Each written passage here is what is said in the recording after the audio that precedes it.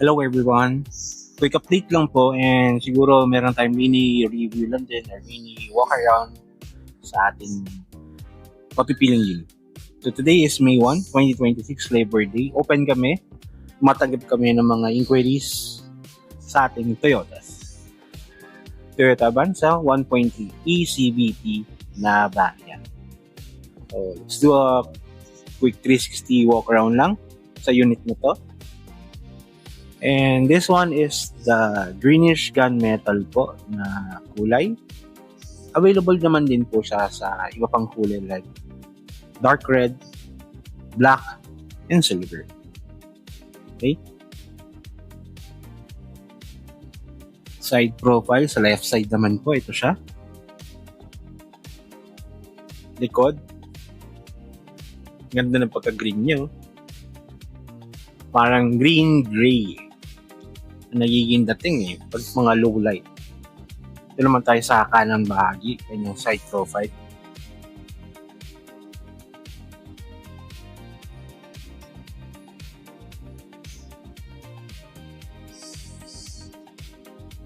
Si Avanza ECVT ay powered by a 1.3 4-cylinder engine. Malakas naman din po siya at matipid sa gasolina. Ito ay merong lakas na 98 horsepower plus yung hatak niya is kaya niyang magbigay ng 122 Newton per torque. Yung kanyang combined fuel efficiency na ginawa ng Department of Energy ay nakascore siya ng 18.9 km per liter. So yung kanyang front fascia o kanyang front grille design is naka-horizontal lines po siya. Sa mas minimalist at mas rugged din po pag sa malapitan. We have our headlight assembly, fog lamps natin. Ang ating gulong is Dunlop tire. Naka 15-inch alloy wheels tayo na mags. So kanyang specs naman po is 185 65 by 15. Naka Mac person with coil naman po ang suspension natin sa harapan. Power folding side mirror meron siya with integrated po na turn signal lights. Dito tayo sa passenger muna. Side panels.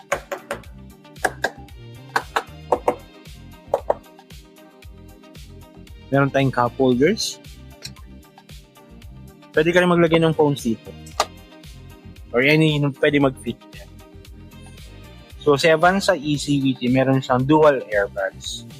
Meron tayong 8-inch na infotainment display. Meron tuner, may USB and Bluetooth.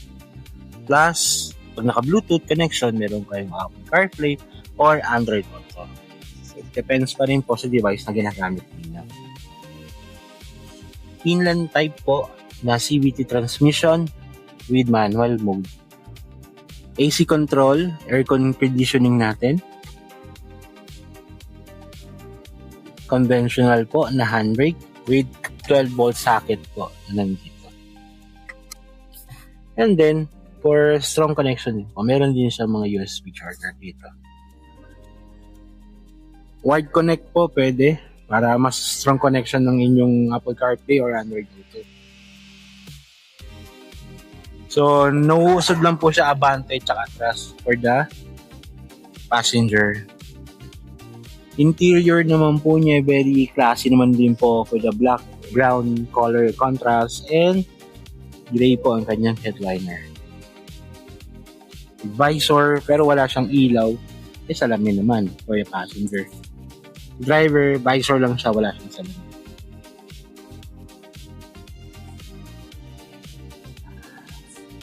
Malaki ang pintuan natin sa A-pillar para mas convenient po siyang mag-exit, mag-in and out kumbaga.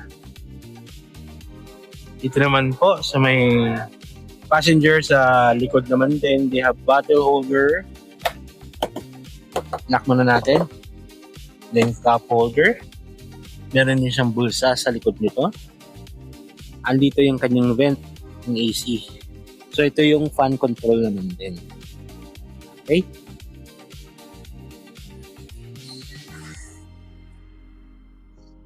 Puan natin. Pwede mo recline to para mas komportable lalo. Ano siya? Side profile ulit.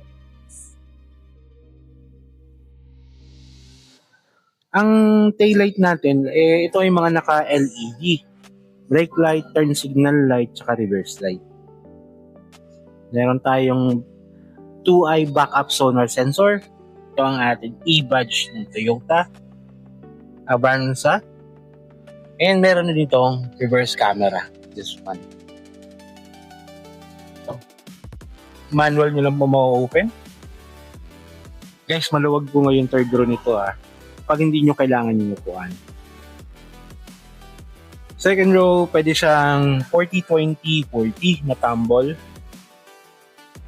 Ang ating first row, POV natin pag pasahero tayo. Ganun din po, may mga cup holders din po sila dito. Pwede sila mag-charge kasi meron dito 12 volt na socket. Sa kanan yun, dito naman mga pocket lang po and lagayan lang. Dito naman yung tools. Scissor jack and yung pang hinge po, pang toe. Spare tire natin nasa baba. Yan. Okay.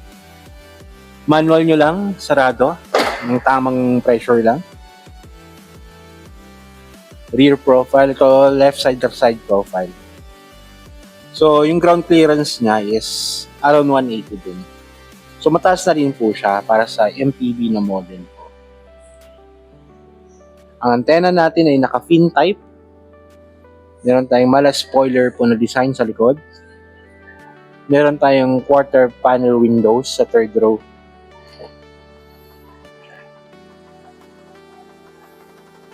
Total fuel tank capacity nito is 43 liters. Then kaya nyo naman din po sa 1 litro tumakbo ng 19 kilometer.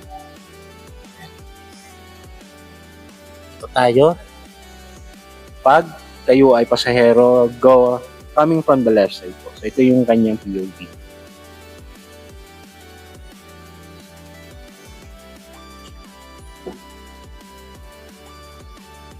Driver side.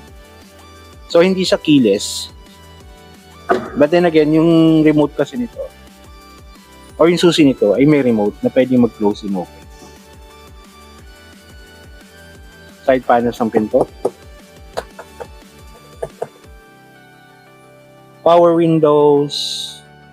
Ang ating side mirror, pwede mo siyang adjust dito.